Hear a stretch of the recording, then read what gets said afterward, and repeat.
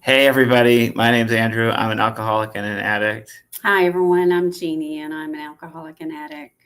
And we've been doing the grooves part of the grooves in gratitude. We're traveling around a lot this summer to see concerts, and we're tired. We've been driving all day today, and we got another show tonight. And apparently, according to a podcast we listened to, our bodies are always looking for dopamine or experiences that enhance joy and pleasure. And one of the things that we've had to learn in recovery is the difference between a deeply meaningful and healthy experience and kind of a just pure stimulation. And we've learned and have discovered that that line is a lot fuzzier than we thought it was, and that even the most wonderful experiences can sometimes be negative. Like, we want to do another series called Grub and Gratitude about how much we love food, but we also know that we can get addicted to food. And apparently, I'm addicted to concerts. Apparently, Yes. the verdict is out on that one, and I've been making her come along with me.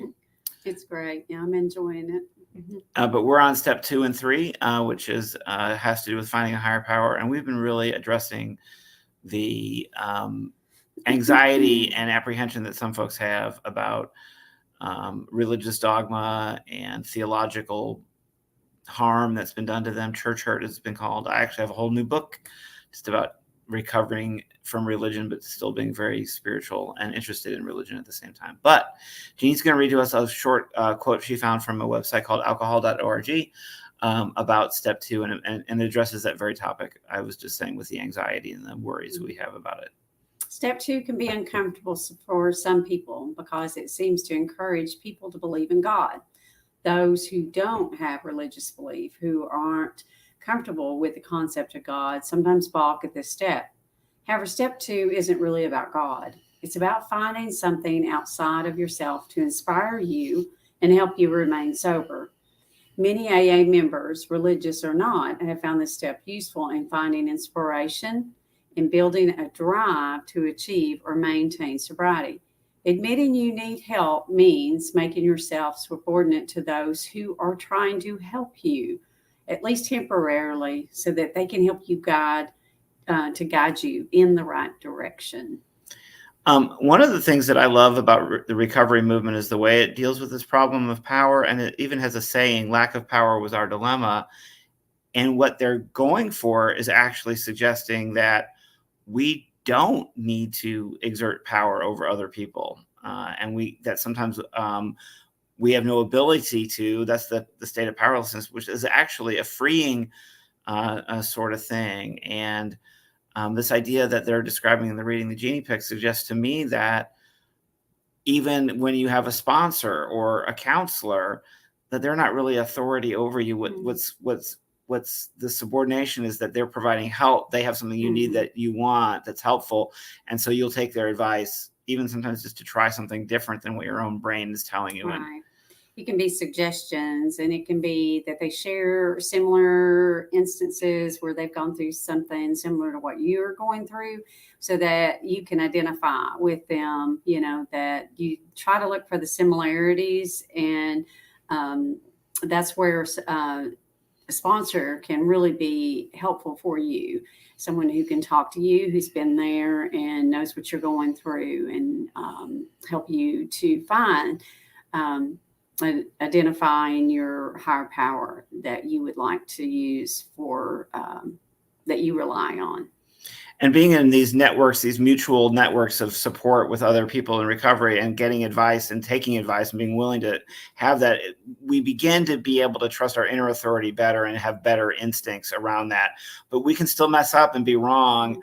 And one of the steps we're not doing a whole week on is when you have to admit that you were wrong and make amends for that. And that's something that's really, I think, a lot of folks now don't see that there's a healthy aspect to occasionally messing up and not always being right.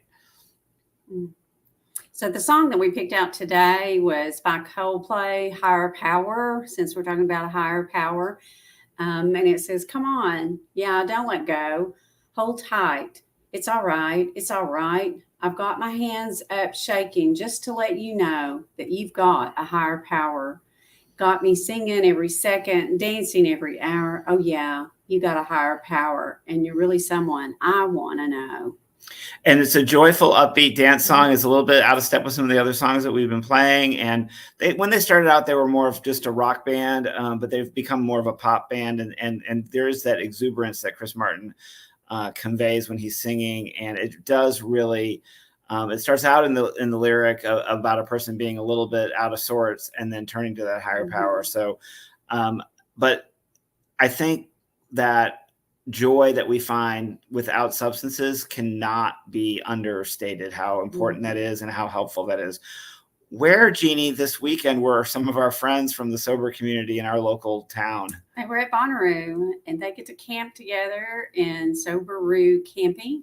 And they have a tent there called Soberoo, and they have meetings. I think it's 3 meetings a day. I could be wrong on how many they have, but it's really wonderful. They're there to support people who are wanting to be sober, party sober, really enjoy the music, love being together. And they do that. They provide that support. And our friends Patrick and Grace kind of head that up. And it's really remarkable, the work they do there. The times we've been at Bonnaroo, we've gone to the meetings, and they were really meaningful to us. And we'll be going to see some music here in just a couple hours, and we won't need to take the substances that we used to think helped us that actually turned out to be harming us and were almost killing us. We won't have to be drunk or on drugs to go to a concert tonight, and we didn't last night. And had a wonderful time. We like the saying, and yes, sang all the songs and remember the songs. Yes.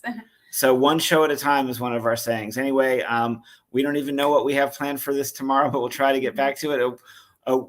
We had so much energy at day 1. We're at day 17 now, and it's. But we're gonna finish. We will. Doing a 28-day live stream is something else. Anyway, we're grateful to be sober another day and being able to share our recovery with you all. And we're doing this to help our friendship and marriage, and then also to be there for anyone who needs help, who's already in recovery, or maybe somebody out there is not in recovery but is benefiting from the wisdom of the recovery tradition, which is a very cool kind of homegrown from the bottom up kind of tradition that's helped so many people and started, in Ohio. I guess it's this month that they celebrated it, starting in Ohio in the 1930s, and still going strong. So happy sober dancing with today's track, Coldplay's Higher Power, and we'll see you again soon. Bye.